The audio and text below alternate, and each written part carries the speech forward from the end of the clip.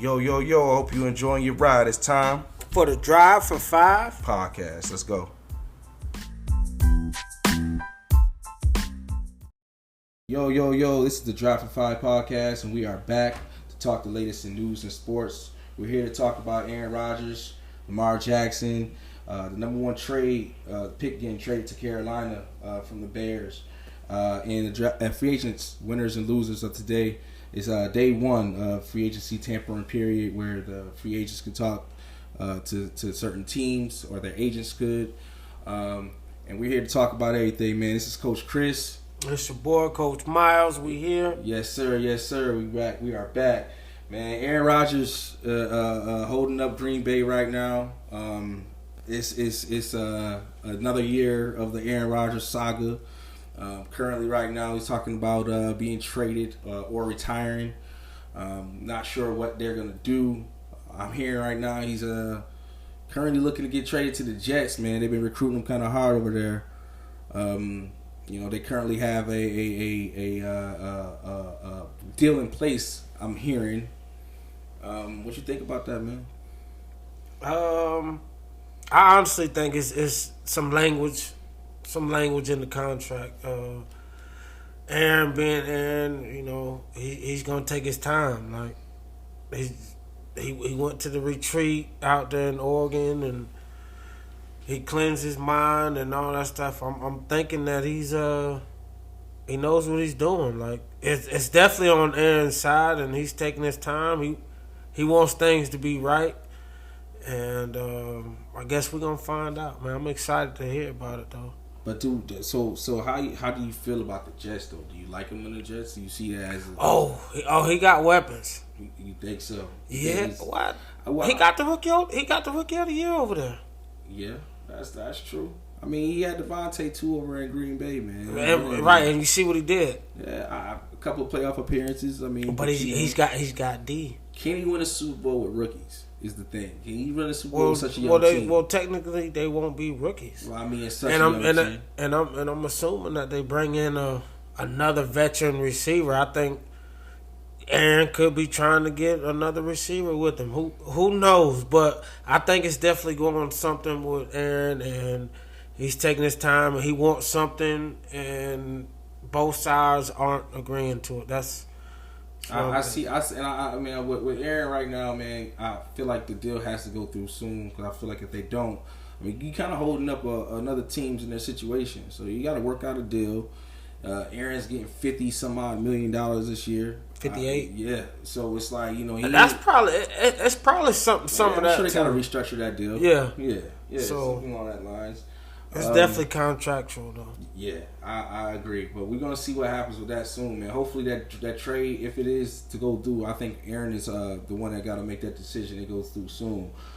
Speaking of big trades, not to say that it's happened yet, but it looks like it's a foregone conclusion that something's going to happen with Lamar Jackson at this particular point. Currently on the non-exclusive franchise tag. He hasn't signed it. Obviously, he doesn't have to. But $30 million to play next year. 32. Yeah, 32. And or he can negotiate with other teams and be traded. And they can negotiate a deal as well. Probably, I don't know. They say his rumor is he's seeking a fully guaranteed deal. He hasn't spoken out and said anything. He's his own agent, which makes things kind of difficult to understand. Man, pay that man. Yeah, man. He can't even talk to the players. I mean, the coaches, right? The GMs, I should say, right now, because he is a player, and with him being a player and his own agent, he can't tamper with the GMs. So it's kind of setting him back in negotiations. It's going to be interesting to see how he can kind of get in. Build rapport with these GMs over the next couple of days. I mean, come on, man. We're gonna talk about it, man. Let's talk about it because we talking about Lamar Jackson, right? One of the greatest athletes to ever play the game, definitely. Be a quarterback. The guy has proven to get you wins with mediocre kind of guys.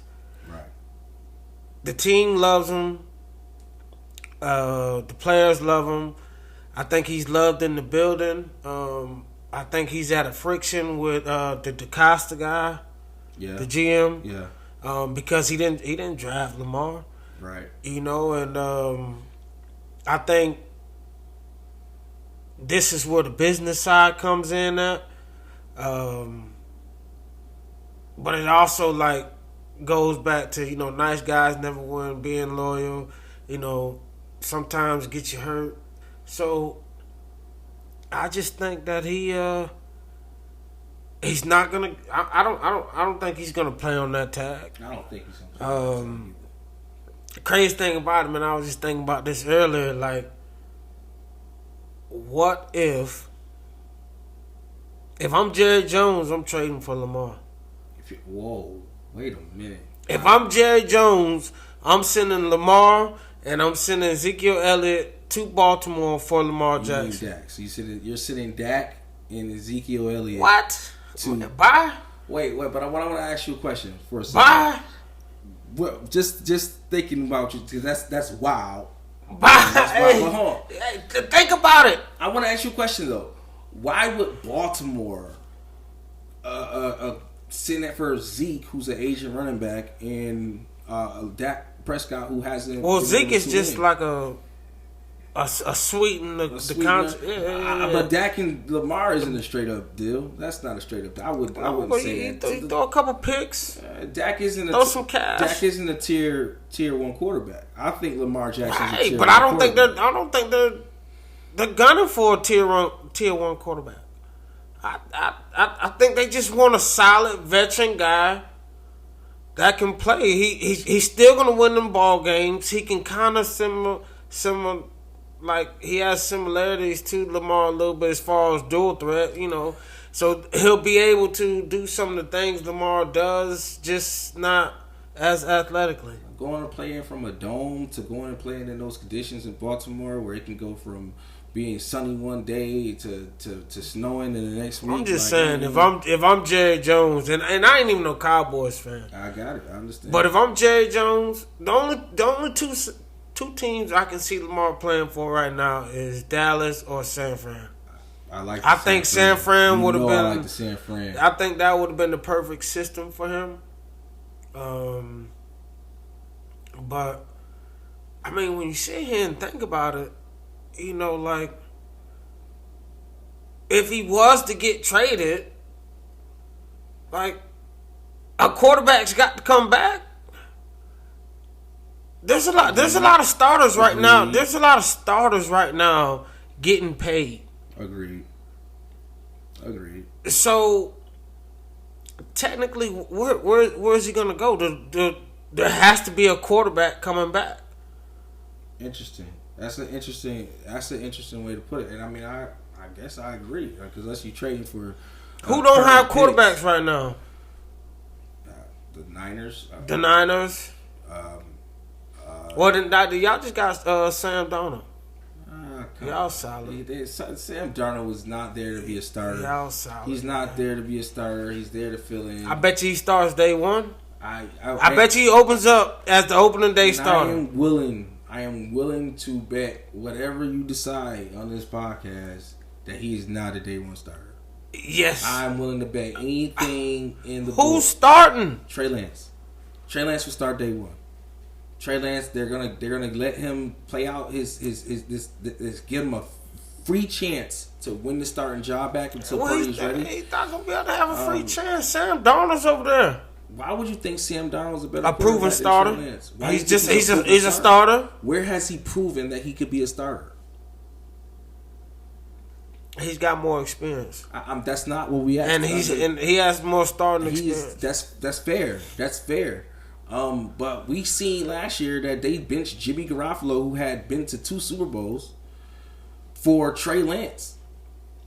So why would they put Sam Darnold ahead of Trey Lance right now? Can you see Trey Lance in Baltimore? I can. The Monken, the OC over there, I can see him, but I don't see that happening only because of logistics with the contracts. Because of what Lamar is seeking. Well, what draft capital y'all got? Well, see, next year we'll have a first round pick, and the year after we'll have a first round pick. With the trade right now, to start negotiations with Baltimore for a trade, it has to start with at least 2 first round picks. Now you can manipulate the language a little bit, but 2 first-round picks is the starting point. So any team that trades for him will have to give up 2 first-round picks. So you gotta think who's right now with the quarterbacks that you're looking at in the draft, who's similar and mirror Lamar in some sense, like Richardson. Why would I trade for Lamar when I can just grab him in the draft? Now, when you speak of teams, this is a draft of quarterbacks. Yeah. So if I'm looking for somewhat of a team like you said that's back in the pack and ready to win now, like I say San Francisco, or even this is where my dark horse was again Houston. Team rush that doesn't have a starting quarterback, has some cap space, have draft capital. They have 2 first-round picks this year. They can easily trade for Lamar right now and still have second-round picks this year and a first round next year, and go off to the races and start a playoff run with a new head coach, D'Amico Ryan. It's something to think about. Yeah. So like, it's gonna be interesting to see what happens with Lamar. It's the collusion. It sounds like it's going on with the owners and keeping away. We're gonna talk about that more on a later episode.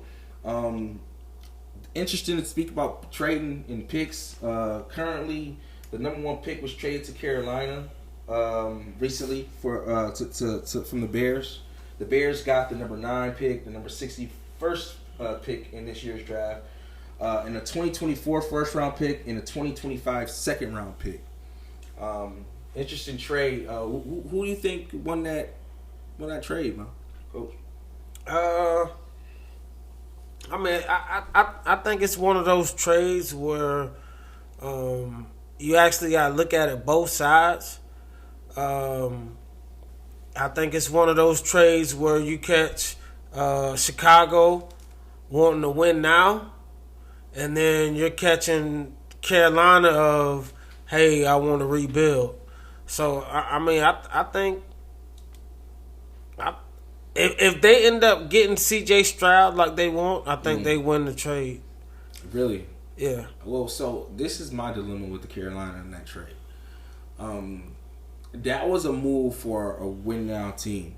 Or at least a team for Carolina right now. Yeah, if you're Chicago is in win now. Chicago was definitely in win now, but they have now increased their draft capital to do so. What I feel like in Carolina is like you almost set yourself back because you're gonna get the number 1 pick, but you're not really putting him in a situation to succeed early on. You traded away your number 1 receiver in DJ Moore, and you have no draft capital. He didn't do enough to support the number 1 pick once you draft them. So it's just going to be interesting to see how that plays out. You know what I mean? So speaking of free agency, day 1 of the NFL free agency tampering period began into 2023. There's a lot of signings today, a lot of moves, a lot of non-moves. Who you got, man, as your winners of the free agency day 1 tampering period? The Bears. Definitely. The Bears, man, they signed 2 linebackers in Tremaine Edmonds and T.J. Edwards. Both are high quality, solid linebackers. I don't think that they broke the bank. I think they're still gonna go draft a D lineman at 9. So if they don't get Will Anderson, they'll get Jalen Carter. That's what I think. Interesting. I like the Texans, man. I like what D'Amico Ryan's doing. He's bringing system. He's bringing in guys that knows the system, high character guys, and the thing is, they're bringing them all in at a decent price. And they're not breaking the bank, and they're bringing in winners. So I like what they're doing there. The Dolphins. They made that big trade for Jalen. I thought that was big time. Ooh. The rich get richer. That was the big rich time. Get richer. I think they need to get another pass rusher, and I think they'll be solid. And then my dark horse. Can I say my dark horses? Yeah. So my dark horses, man. I like the Raiders. I like the Raiders. I like what they did. I like that Jimmy G. Porn star Jimmy is what they call him. And he's in Vegas. Oh, Porn star Jimmy has arrived in Vegas. Oh shit! He finna make so much bread. Yeah, you might. And then I like the Broncos. The Broncos, you can see where they're headed. They're trying to shore up that old line, and they need somebody to protect Russell.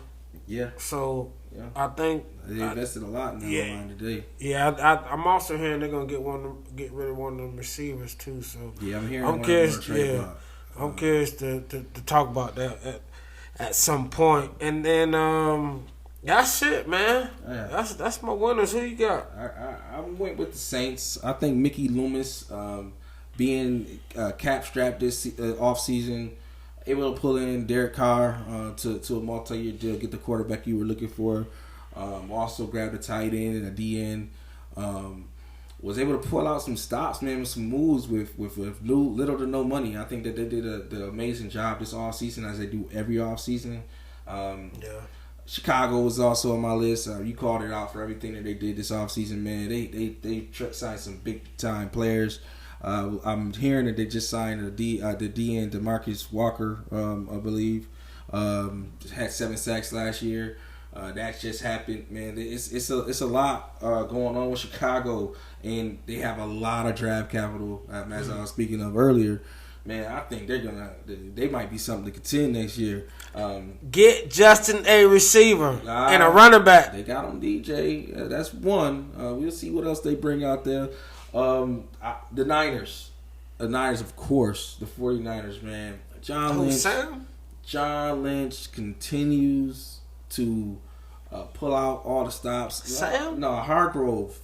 The Sam Darnold was a veteran backup, as they always have. Nate Sudfeld was our veteran backup last year, before Purdy took his job in minicamp. So it's like, these type of guys was just fill-ins. But the John Hargrove re-signing Gibson, who had 6 picks last year. What about Mike? That was okay. We re-signed our backup for 2 years. So I feel like John Lynch continues to do little with nothing. Again, not having any salary cap space, but being able to pull off a big move like that. That D line just got nasty. Yeah. So and sure.